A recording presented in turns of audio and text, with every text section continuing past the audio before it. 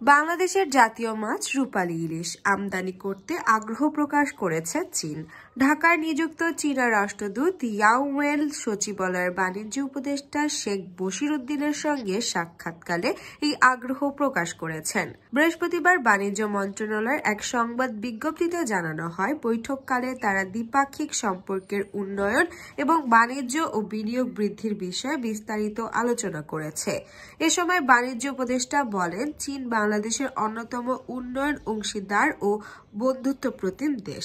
অধিক বিনিয়োগের মাধ্যমে বাংলাদেশ ও চীনের দ্বিপাক্ষিক সম্পর্ক আরও জোরদার করার সুযোগ রয়েছে। চীনের রাষ্ট্রদূত বলেন, ৩০টি চীনা কোম্পানি চট্টগ্রামের অর্থনৈতিক অঞ্চলে বিনিয়োগ করার বিষয়ে আগ্রহ দেখিয়েছে। চীনে বাংলাদেশি ইলিশ মাছের ব্যাপক চাহিদা রয়েছে। ইলিশ মাছ রপ্তানির মাধ্যমে বাংলাদেশের বাণিজ্য ঘাটতি কমানোর সুযোগ রয়েছে। এ সময় প্রাথমিকভাবে ১,০০০ টন ইলিশ আমদানির আগ্রহ প্রকাশ করেছে রাষ্ট্রদূত। তিনি আরও উল্লেখ করেন, চীন বাংলাদেশ থেকে আম, কাঁঠাল ও পেয়ারা আমদানি করতে এবং বাংলাদেশে এসব খাতে বিনিয়োগ বাড়াতে চায়।